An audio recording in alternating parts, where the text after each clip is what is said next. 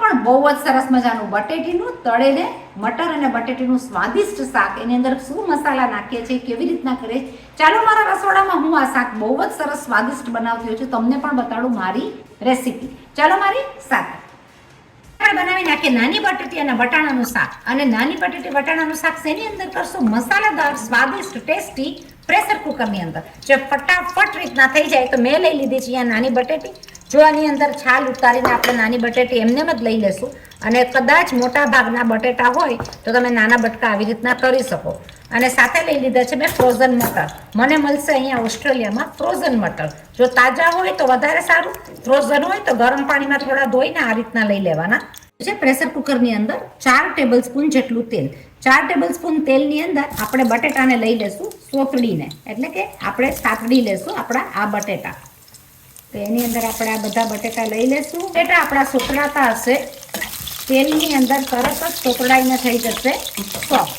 આપણે 2 થી 3 મિનિટ એને સોતડવા દે. સ્કીન ઉપરની જે છે એ સરસ મજાની કલરમાં ફરક પડી જાય અને સોતડાઈ જાય. તો જુઓ આપણા બટેટા બહુ સરસ મજાના સોતડાય છે અને એનો કલર ચેન્જ ઓટોમેટિક થવા માંડ્યો છે. ઝડપથી થઈ જાય એના માટે આપણે લઈ લઈશું એની અંદર નિમક. તમે જોઈ શકો છો કે આપણા બટેટા થોડા એના ઉપરના બ્રાઉનિશ ઉપર થઈ ગયા છે, એટલે કે આપણા બટેટા સોફ્ટનેસમાં ફરી ગયા છે. આ રીતના કરવાથી બટેટાનો સ્વાદ એકદમ સરસ લાગે, એકદમ મીઠા લાગે. અને આપણે એને લઈ લેશું એક બાઉલમાં. તો આપણા બટેટા તમે જુઓ થોડા ઉપરથી બ્રાઉન થઈ ગયા છે, એટલે એ મીઠા પણ લાગશે અને પછી પાછળ પ્રેશર કુકરમાં નાખવામાં તરત જ ચડી જશે. આ પ્રોસેસથી બટેટા બહુ મીઠા પણ લાગતા હોય છે અને તરત જ ચડી જતા હોય છે. તો તમે જુઓ એકદમ સરસ થઈ ગયા છે. એની સાથે જ આપણે લઈ લઈશું એની અંદર વટાણા. આપણે વટાણાને હલકે હાથે જરા એવા સોપડી લેશું અને આપણે એને કાઢી લેશું એક બાઉલમાં. અને વટાણાને આપણે આ રીતના જો તળીને નાખશું તો આપણું આ શાક બહુ જ સ્વાદિષ્ટ લાગશે. એનાથી મીઠાશ એકદમ વધી જશે. આપણે બનાવી લેશું એનો એકદમ સ્વાદિષ્ટ જેવો મસાલો. મસાલાની અંદર હું લઈ લઈશ 1 ચમચી જેટલું કાશ્મીરી મરચાંની ભૂકી. એની સાથે હું લઈ લઈશ માપથી નિમક.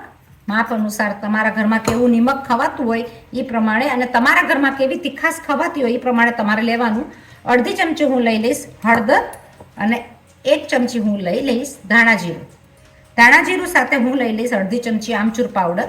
એની સાથે ગળાશ ખટાશના બેલેન્સમાં લેવા માટે અડધી ચમચી હું લઈ લઈશ ખાંડ.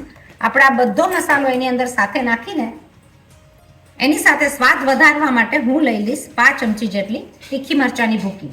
પ્રમાણે મસાલાને મિક્સ કરવાથી આ પ્રમાણે જે મસાલો આપણે મિક્સ કરશું એનાથી મસાલો બળી પણ નહીં જાય, એનો સ્વાદ પણ સરસ આવશે અને ડબલ ધ સાઇઝ, એટલે કે મસાલો ફૂલીને બહુ સરસ મજાનો થઈ જશે.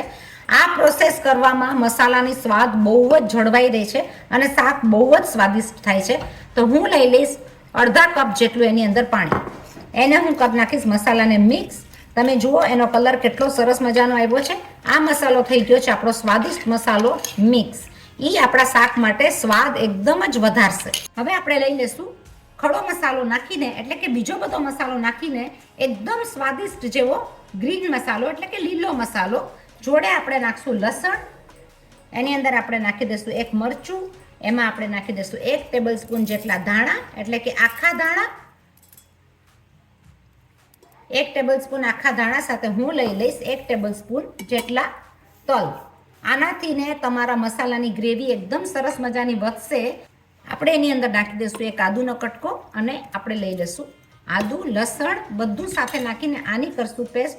મેં લઈ લીધું છે 3 ટેબલ સ્પૂન જેટલું પાણી. આની બનાવી નાખશું પેસ્ટ. તમે જ્યારે આપણે આની અંદર લીધા ધાણા, તલ, ચણાનો લોટ. ચણાના લોટની બદલીમાં સિંગદાણાનો ભૂકો પણ લઈ શકો. એનાથી ને એકદમ ગ્રેવી ઘાટી બનશે અને સ્વાદમાં બહુ જ સરસ થશે.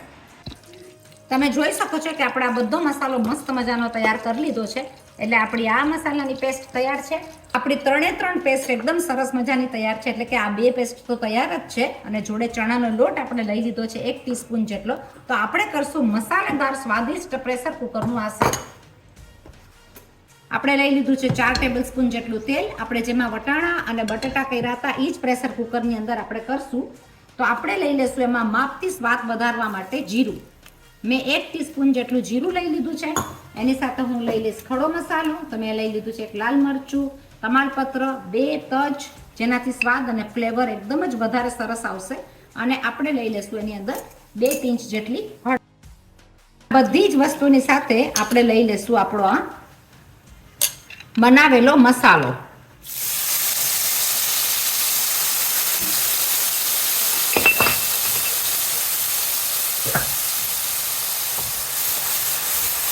આ મસાલાની સાથે આપણે લઈ લઈશું 1 ટીસ્પૂન જેટલી ચણાનો આટો. ચણાનો લોટ લીધાથી એનો ફ્લેવર અને કલર બહુ જ સરસ આવશે અને થોડું ઘાટો પણ રસો થઈ જશે. જે તમે જોઈ શકો છો કે બહુ સરસ મજાનો ઘાટો રસો થઈ ગયો છે. એની સાથે આપણે આ લઈ લેશું લીલો પેસ્ટ જે આપણે બનાવ્યો ઈ. તો મેં લઈ લીધું છે ડુંગળી, લસણ, આદુ. ડુંગળી લસણ તમે સ્કીપ કરી શકો, એ તમને ન ખાતા હોય તો તમે ના નાખો તો પણ ચાલે, પણ તમારી ગ્રેવી તરત જ ઘાટી થઈ જશે. મીડિયમ ઓછા તાપમાં આપણે આ બધી વસ્તુ મિક્સ કરી નાખશું. અને તમે જોઈ શકો છો કે આપણું આ તેલ છૂટવા ઓટોમેટિક માંડ્યું છે અને શાકની સુગંધ આખા ઘરમાં બહુ જ સરસ આવે છે. તો આ શાક બહુ સ્વાદિષ્ટ થતું હોય છે, જરૂર બનાવજો. અમારી ચેનલને જો સબસ્ક્રાઇબ ના કરી હોય તો સબસ્ક્રાઇબ કરજો. આવી બધી નવી નવી અલગ અલગ રેસિપીસ બહુ આવશે. એની સાથે આપણે લઈ લેશું એની અંદર સરસ મજાના ધાણા. ધાણાનો ફ્લેવર એકદમ અંદર ચડી જશે. એટલે કે આપણે લઈ લેશું વટાણા અને આપણા તળેલા બટેટા. બટેટા અને વટાણાની અંદર આપણે 3 થી 4 મિનિટ મસાલાને ચડી જવા દેશું. તમે જોઈ શકો છો કલર એકદમ જ સરસ થયો છે. આ હજી મીડિયમ તીખું છે.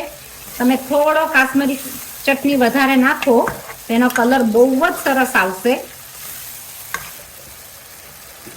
આ શાક બહુ સરસ લાગતું હોય છે. તમે જોઈ શકો શાકનો કલર એકદમ ફરી ગયો છે અને શાક એકદમ સ્વાદિષ્ટ થશે. તો નાની બટેટી મળે તો આ જરૂર કરવું જોઈએ. બહુ સરસ મજાનું શાક થતું હોય છે. સ્પેશિયલી આ શાક પરાઠા સાથે બહુ સ્વાદિષ્ટ લાગતું હોય છે. તો એની સાથે હું ગરમ પાણીનો 1 કપ જેટલું ગરમ પાણી એની અંદર નાખી દઈશ અને એને કરી નાખશું આપણે રસાદાર ઘટદાર. આ શાક તમે ટમેટાની પેસ્ટ વગર પણ કરી શકો અને ટમેટાની ગ્રેવી સાથે પણ કરી શકો. તો રસાવાળું ટમેટા વગરનું શાક પણ બહુ જ સ્વાદિષ્ટ થતું હોય છે. પણ મને જોઈએ છે ટમેટાવાળા સાથે, તો હું નાખી દઈશ 2 ટમેટાની પેસ્ટ અને આપણે એને આપણે આની અંદર 2 સીટી વગાડીને કરી નાખશું રસાદાર ગ્રેવીદાર મસાલેદાર શાક તૈયાર. તો ટમેટાની પેસ્ટ વગર પણ થાય છે અને ટમેટાની પેસ્ટ સાથે પણ બહુ જ સ્વાદિષ્ટ થશે. તો મારી ગ્રેવી તૈયાર થઈ ગઈ છે. હું એની અંદર 2 સીટી વગાડીને પ્રેશર કુકરમાં આ શાક તૈયાર કરીશ. એને આપણે કરી દઈશું બંધ અને આપણે વાગવા દઈશું પ્રેશર કુકરની 2 સીટી તૈયાર. આ જુઓ તમે શાક ઉતરતું કેટલું સરસ મજાનું થયું છે. હવે આવું શાક ઘરના કોઈને પણ આપશો તો એકદમ જ સરસ રીતના સહેલી રીતના અને ઘરના બધાને આ ભાવશે. તમે જુઓ ગ્રેવી વાળું અને આ એકદમ જ સરસ મજાનું શાક થતું હોય છે. તો આવું શાક આપણા ઘરના પરોઠાની સાથે, ભાત સાથે, ગમે એની સાથે આ બટેટા આપણા એકદમ જ સરસ ચડી ગયા છે. એને પણ તમને અમે બતાડીને જોયા. પ્રેશર કુકરની અંદર ચડેલા શાકમાં બટેટા સાવ ચડી ગયા છે. તમે જોઈ શકો બટેટાનો ભાગ એકદમ સરસ ચડીને થઈ ગયો છે. ગ્રેવી બહુ સરસ મજાની થતી હોય છે. તો આવું ગ્રેવી વાળું શાક તમે આવી નાની બટેટીનું જરૂર આ રીતના બનાવજો. અમારી ચેનલને જો હજી સબસ્ક્રાઇબ ના કરી હોય ને તો સબસ્ક્રાઇબ જરૂર કરજો. આવા સ્વાદિષ્ટ શાક તમને બહુ અલગ અલગ રીતથી જોવા મળશે. તો આપણું શાક તૈયાર થઈ ગયું છે. આપણે આ સરસ મજાનું શાક તૈયાર કરી લીધું છે. આપણે પરાઠાની સાથે ખાઈ શકીએ, થેપલાની સાથે શાક ખાઈ શકીએ. શાક અને ભાત પણ બહુ સરસ લાગતા હોય છે. તો આ જરૂર બનાવજો. પાછા મળીએ છીએ આવી નવી નવી અલગ અલગ રેસીપી સાથે. સબસ્ક્રાઇબ કરો, શેર કરો, લાઈક કરો, બીજાને પણ ફોરવર્ડ કરો. પ્લીઝ આટલું તો જરૂર કરજો.